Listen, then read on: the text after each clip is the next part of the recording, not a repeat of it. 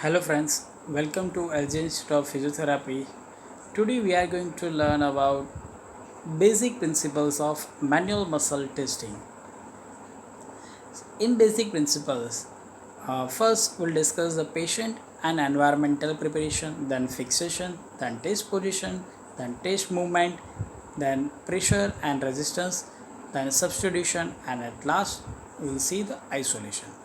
So start with the patient and environmental preparation.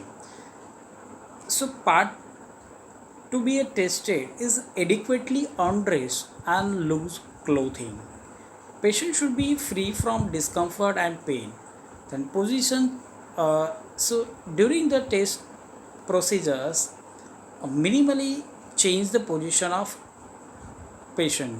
Then stabilize the proximal part of muscle tested. Therapist should consider the age, sex, occupation during the MMT. Use well lighted and well ventilated room to see the flicker of contraction in case of grade 1. Then influence of the patient on taste, the patient's desire to do well, patient's willingness to endure discomfort or pain, patient's ability to understand the taste, that means the language barrier.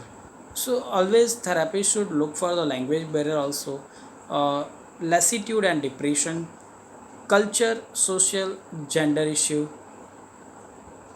Then uh, environment should be quiet and non distracting, temperature should be comfortable, all material needed during the MMT at hand, and that muscles, which are the muscle test documentation form, then pen, pencil, computer, pillows, towels, pads, goniometer, assistance. So whatever the material needed during the MMT, that should be with the therapist.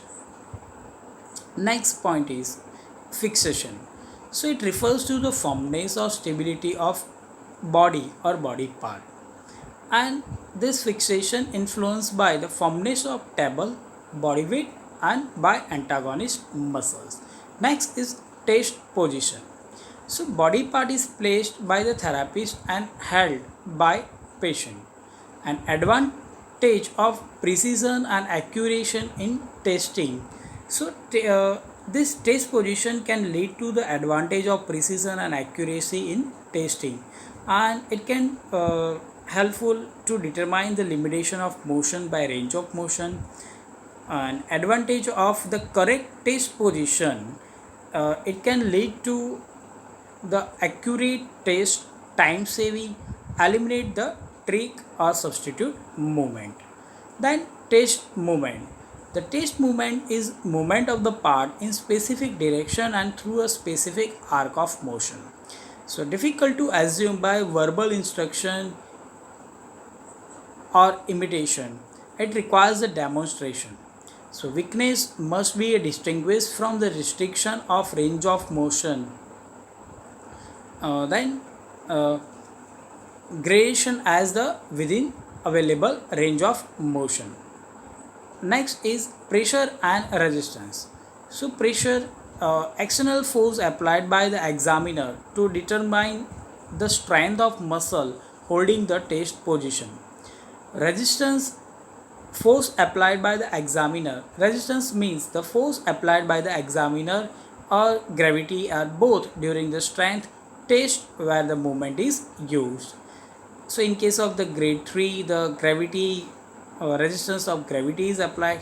In grade 4 and 5, the examiner should apply the resistance. The place at which the resistance is applied is depend on the muscle insertion, strength of intervening muscles, and leverage. As a general rule, pressure applied near distal end of part. In exception cases, use long lever. The direction of force is directly opposite to the line of pull of the muscle or tendon. The amount of pressure varies according to the age, size of patient, part being tested, and leverage. So therapy should apply the amount of pressure depends on the age of patient, then the health of the patient, then the part being tested uh, during the MMT. And pressure must be a gradual, it should not be a jerky, should not be a sudden and uneven. And patient must be allowed to get set and hold the test position against the examiner's pressure. So means before the testing procedure, we should instruct, means therapy should instruct the,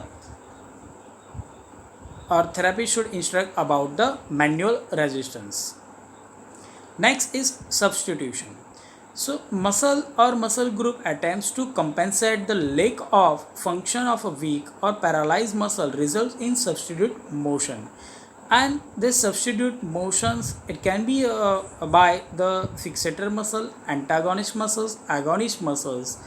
And for accurate muscle testing, therapists should make sure that there is a no substitute motion, or there is a no substitution during the MMT. And for that, therapy should instruct the patient no shifting of turning or turning of the body part. Then last is isolation. So few muscles can be isolated during the MMT, and the muscles are differentiated from the one joint, from two joint, from one joint muscles from another one joint muscles, or multi joint from the another multi joint muscles. And part of the fancep muscles is also considers. So basically today we have discussed about the basic principles of uh, manual muscle testing. So thank you.